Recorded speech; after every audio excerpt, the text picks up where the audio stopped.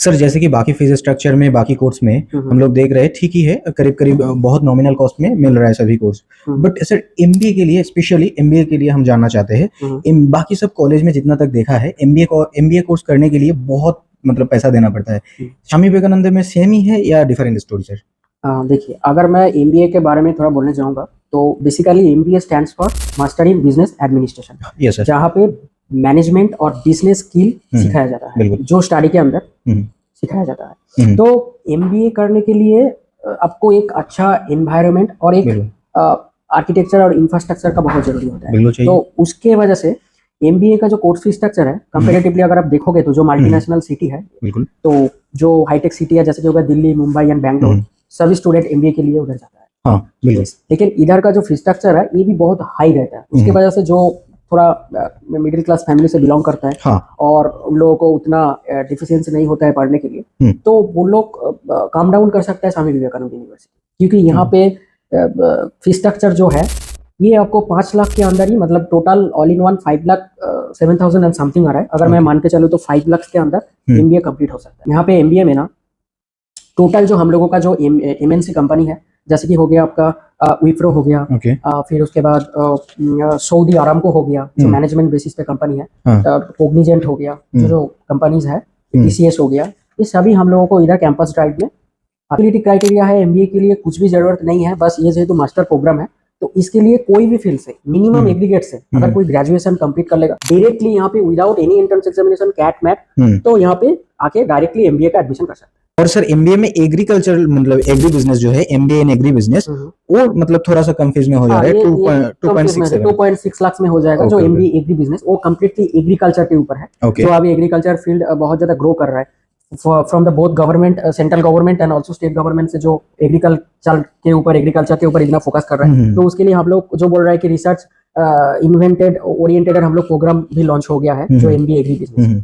जैसे कि मेरा ये मतलब एमबीए एग्री बिजनेस के लिए मेरा ये समझना ऐसा है कि जो लोग एमबीए एग्री बिजनेस करेगा वो लोग एडिशनली ये बहुत मतलब मौका मिलेगा कि टैक्स सेव के लिए, अगर कुछ मतलब एमबीए बिजनेस का डिग्री रहेगा तो गवर्नमेंट क्योंकि एग्रीकल्चरल प्रोडक्ट में टैक्स नहीं लगाता है, अगर वो एंटरप्रेन्योरशिप करेगा उस दिशा में तब उसको बहुत टैक्स का सेविंग होगा, बहुत टैक्स का सेविंग्स होगा। जो बोला ये बहुत बड़ा पॉइंट है, जो टैक्स फ्री होता है। तो एमबीए स्टडी करने के बाद एग्रीकल्चर के ऊपर अगर एंटरप्रेन्योरशिप करना चाहता है तो ये बहुत बड़ा अपॉर्चुनिटीज है, और बहुत सारी सहायता भी मिल सकता है, क्योंकि गवर्नमेंट एग्री फूड में जनरल टैक्स नहीं लगाता है। आज कुछ अलग कुछ स्टार्ट करने जाएगा तो हमको पूरा गवर्नमेंट को टैक्स देना पड़ेगा, बट एग्री बिजनेस अगर स्टार्ट करने जाएंगे तब मेरा एमबीए इन एग्री बिजनेस रहेगा, तब हम फार्मर में आ जा रहे कोटा में, तब मेरे को वो टैक्स नहीं देना पड़ेगा, टैक्स फ्री हो जाता है। और ऊपर से अगर कोई जैसे कि लोन स्कीम हो गया ना, वहाँ पे बहुत सारा आपको बेनिफिट्स भी मिलता है। आप लोग जो ऑनर्स करने के बाद बहुत सारा एंट्रेंस एग्जामिनेशन के लिए प्रिपरेशन ले रहा है, इतना कोचिंग ज्वाइन कर रहा है, इधर जा रहा है उधर जा रहा है, उससे बेटर है तो अगर आपके पास पास कोर्स का डिग्री है, आप ग्रेजुएशन किए हो, तो directly come down to the MBA program, क्योंकि आपको एमबीए करने के बाद आपको हर एक सेक्टर का एक्सेस मिलेगा, हर एक सेक्टर में जॉब करने का आपको एक्सेस मिल जाएगा। क्योंकि देखिए हम लोग यहाँ पे अगर स्वामी विवेकानंद यूनिवर्सिटी का बात करूंगा तो यहाँ पे हर कोई डिपार्टमेंट है, कंप्यूटर साइंस डिपार्टमेंट है, एग्रीकल्चर डिपार्टमेंट है, आईटी सेक्टर से लेके हम लोग एकदम हॉस्पिटल तक कनेक्टेड है। तो हर एक जगह पे एमबीए का रिक्वायरमेंट है, तो हम लोग इजीली वो एमबीए करने के बाद हम लोग कैंपस से ही डिग्री लेने के बाद हम लोग प्लेसमेंट मिल सकता है हम लोगों को। मतलब एमबीए करने के बाद एक स्टूडेंट को मतलब जॉब अगर कर रहा है तो बहुत अच्छा सा इंक्रीमेंट मिल सकता है, अच्छा से इंक्रीमेंट मिलेगा, पोजीशनल इंक्रीमेंट और हायर अर्निंग पोटेंशियल। मतलब अगर आप देखोगे एज पर रिसर्च, जो लोग नॉर्मली ग्रेजुएशन डिग्री करने के बाद कोई भी कंपनी में जॉब कर रहे हैं, उन लोगों का जो सैलरी है, और जो लोग एमबीए आफ्टर करने के बाद उस सेम कंपनी में काम करता है तो उन लोगों का सैलरी डबल है। क्यों डबल है? क्योंकि एक एमबीए स्टूडेंट के पास बहुत सारा स्किल होता है, एंटरप्रेन्योरियल स्किल से लेकर मैनेजमेंट स्किल कंप्लीटली होता है, लीडरशिप डेवलपमेंट, एंटरप्रेन्योरियल स्किल, ये तो मतलब एंटरप्रेन्योरियल तो आजकल का डेट में जो स्टार्टअप है, आपको एक चीज बताऊंगा, सोनी लिव में एक एपिसोड होता है, स्टार्टअप इंडिया प्रोग्राम होता है जो शार्क टैंक इंडिया, वहाँ पे डिफरेंट हर कोई देखता है सर, यस, लोग आता है एंड उन लोग कुछ स्टार्टअप लेके आता है। तो उन लोगों को स्किल कहाँ से मिलता है? जो मैक्सिमम एमबीए कंप्लीट करता है तो उनको कुछ खुद से कुछ करना है, खुद करने का प्रयास है, तो वो एमबीए करने के बाद एंटरप्रेन्योरियल स्किल्स उन लोगों का बहुत हाई हो जाता है। स्टूडेंट पर्सपेक्टिव का सोच ऐसा रहता है कि हमको एमबीए बहुत बड़ी कॉलेज से करना है, उधर बहुत फीस भी देना पड़ता है। नहीं, हमको ये जानना है कि ई कॉलेज से करेगा, इतना सा फीस स्ट्रक्चर के अंदर करेगा, और बड़ा कॉलेज से करेगा, क्या सर डिफरेंस रहेगा आगे जाके? मैं देखो मैं आपको बता रहा हूँ, देखो कोई भी कॉलेज आपको प्लेसमेंट ऐसे नहीं हैंड ओवर नहीं करता है। बिल्कुल सर। ये एक प्लेटफॉर्म है आपको आना पड़ेगा, आपको लर्न करना पड़ेगा, आपको डेवलपमेंट करना पड़ेगा, आपको एग्जीक्यूट करना पड़ेगा, देन तभी जाके आप बड़े कंपनी में जाके जॉब कर पाओगे। ऐसा नहीं है कि मैं कोई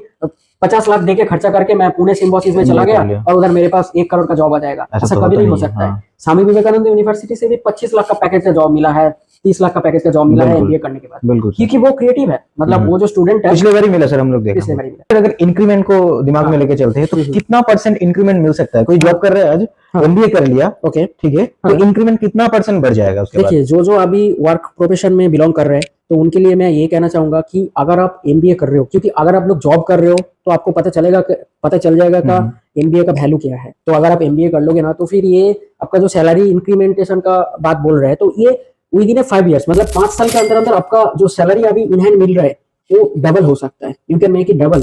हजारों कोचिंग सेंटर्स में देश के करोड़ों स्टूडेंट्स तैयारी कर रहे हैं। दुख की बात यह है कि इन स्टूडेंट्स को ये रियलिटी नहीं बताई जा रही है कि आज के इस फास्ट चेंजिंग एआई एरा में सरकारी नौकरी की तैयारी करना जुआ खेलने से भी ज्यादा खतरनाक है। क्योंकि अब तक देखा गया है जुआ खेलने में सक्सेस होने का चांस लगभग 2 से 3% होता है, बट सरकारी जॉब में सक्सेस का चांस सिर्फ 1% या उससे भी कम है। आपको लगेगा कि इनमें से 90% लोग केवल पैसा या कीमती टाइम बर्बाद कर रहे हैं, बट ऐसा नहीं है। ये लोग पैसा और कीमती टाइम के साथ साथ हाई पेइंग स्किल सीखने का गोल्डन अपॉर्चुनिटी भी मिस कर रहे हैं। 2 से 3 साल बाद जब ये तैयारी करके निकलेंगे, इनका प्राइवेट जॉब मार्केट में सर्वाइव करना और टफ हो जाएगा। तो लोग बहुत ज्यादा फ्रस्ट्रेटेड है, मतलब मेरे को कोई एक गवर्नमेंट जॉब मिल जाएगा, मेरे को, मैं ऑनर्स कंप्लीट किया हूँ, मेरे को कोई मतलब रेलवेज एंड ऑल ETC में जॉब करने के लिए मेरे को एग्जाम देना है, वो करना है। अगर आप थोड़ा सा सोच के, थोड़ा सा माइंड सेट करके अगर आप एमबीए के ऊपर जाओगे, तो मेरा हिसाब से और मेरा एज ए एडमिशन काउंसलर हिसाब से मैं बोलूंगा ये सबसे बेस्ट कोर्स है आपको करियर को आगे लेके जाने के लिए। तो मतलब एक स्टूडेंट जो कि गवर्नमेंट जॉब के लिए बहुत दिन से प्रिपेयर कर रहा है, जो कि नेक्स्ट इम्पॉसिबल है, बहुत मेहनत कर रहा है बट फिर भी नहीं हो पा रहा है, अगर वो सपोज सोच लीजिए आज की डेट में कुछ प्राइवेट सेक्टर में 25 से 30 तक अर्न कर रहा है, उसके बाद वो अगर सोचता है हम एमबीए के लिए तो एलिजिबल है, एमबीए कर लेता है, जो कि स्वामी विवेकानंद यूनिवर्सिटी प्रोवाइड कर रहा है 5.5 रुपीज ओनली, इसके अंदर वो इन्वेस्ट खुद के ऊपर कर ले, उसके बाद उसका सैलरी इंक्रीमेंट हो जाएगा। नॉट ओनली सिर्फ वो जो अभी एग्जिस्टिंग जो उसका जॉब है, वो छोड़ के अगर ये प्लेटफॉर्म यूज करेगा तो इससे बेटर जॉब भी उनको मिल सकता है ना, उनको बेटर ऑफर भी आ सकता है। ओके, ये तो आ ही सकता है। और जॉब करते करते वो कर सकता है, जॉब करते करते भी कर सकता है।